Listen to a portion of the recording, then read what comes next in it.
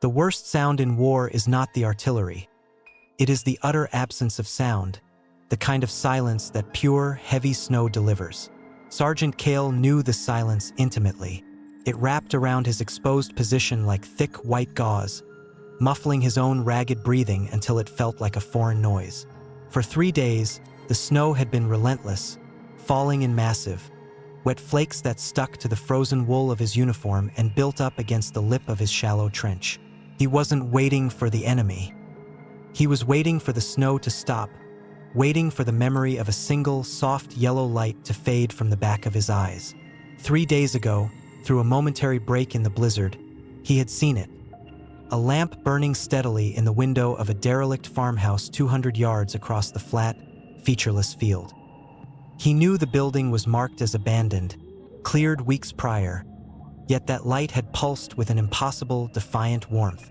That warmth was the most terrifying thing he had witnessed since crossing the border. Artillery fire was tactical. The cold was physical.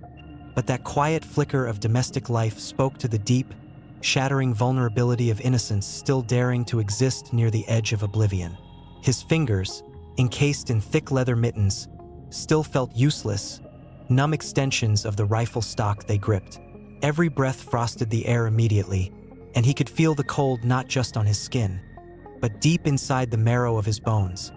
A slow, geological ache that no amount of fire could ever truly erase. He had to move, the light demanded it, but the snow demanded inertia, promising death if he stirred too quickly. He knew if there were life in that farmhouse, civilian or enemy, he had to neutralize the possibility, but every fiber of his being screamed that the moment he disturbed that silence, the war, which had momentarily retreated behind the white curtain, would rush back in with lethal speed. When Kael finally pushed himself out of the shallow snowcut, the movement was laborious, like lifting a coffin lid. The snow was still falling, though less fiercely now, allowing visibility of maybe 50 yards. He moved low, his boots crunching not on solid ice, but on the accumulated layers of fresh, granulated fluff. A sound that, despite the blanket of the storm, felt obscenely loud. The field was a study in absolute monochrome, broken only by the skeletal outline of the farmhouse, listing slightly to the west, its chimney a broken finger against the gray sky. As he drew closer, the details began to resolve themselves. The window where the light had been was cracked, the pane largely gone, now simply framed by thick icicles. He reached the structure's lee side, pressing his back against the timber wall. The wood was so cold it felt wet. The air here smelled different.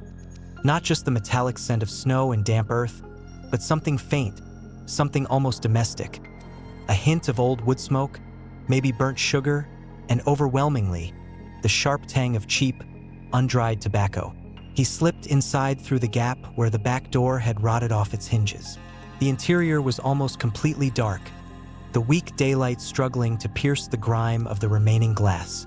Dust motes danced erratically in the faint beams, swirling above the packed dirt floor.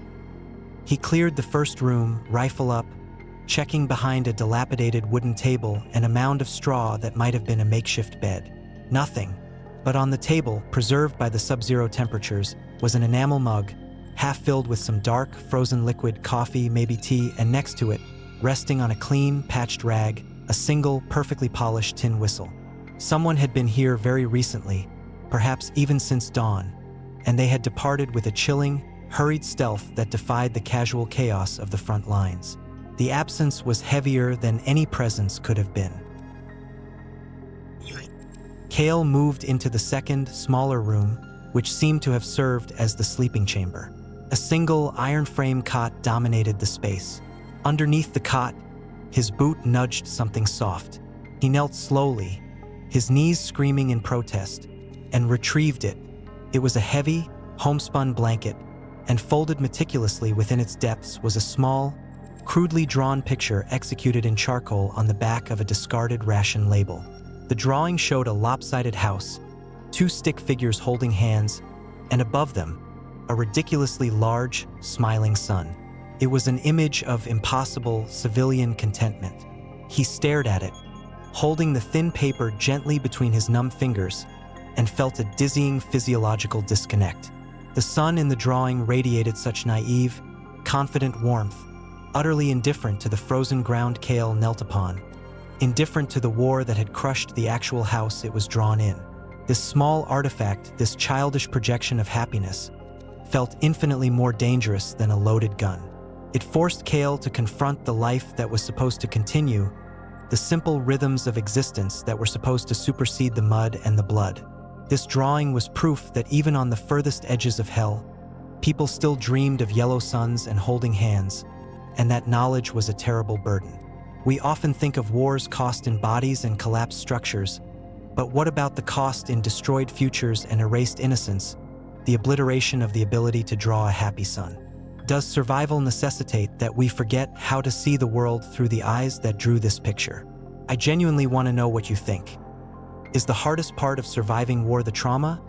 Or is it the obligation to remember the beautiful, simple things you were forced to leave behind? Please share your thoughts on that in the comments below.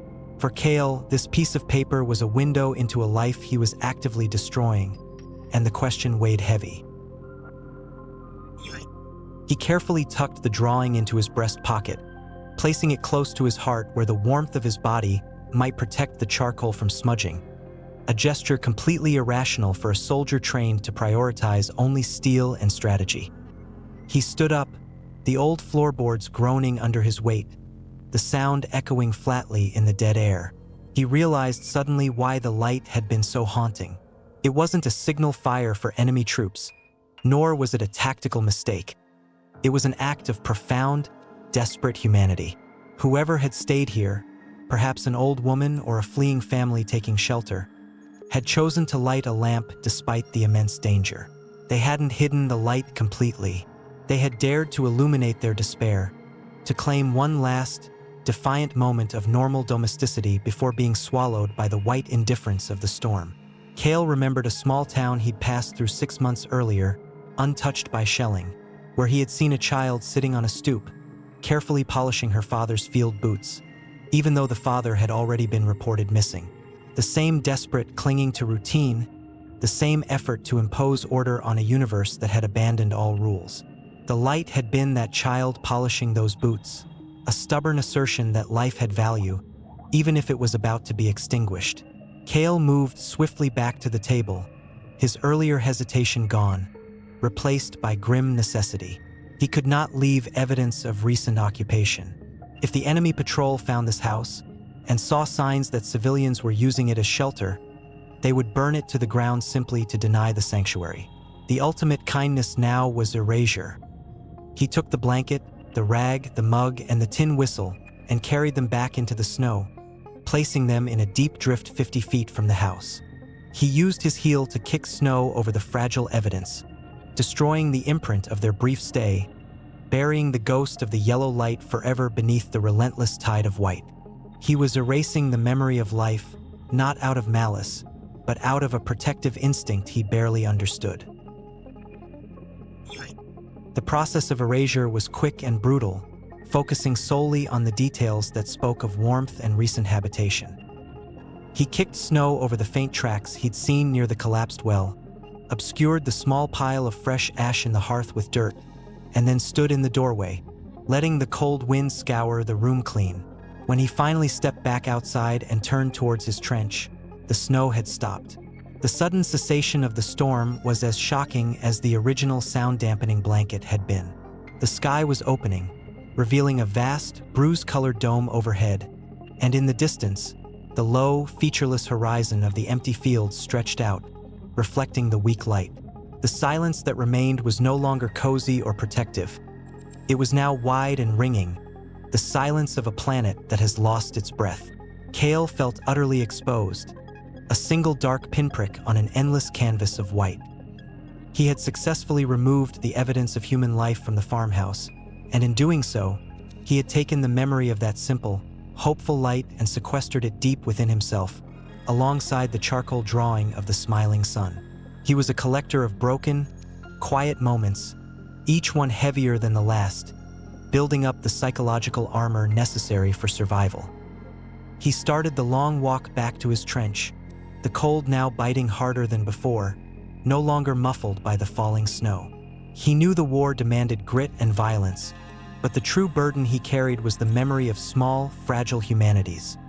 The polished whistle, the half-frozen coffee, the desperate yellow lamp. These tiny ghosts were the real weight. If this story touched your heart, if you too find meaning in the quiet moments that define the soldier's journey, please subscribe to Quiet Soldier Stories and join our community. Until the next silent watch, be well.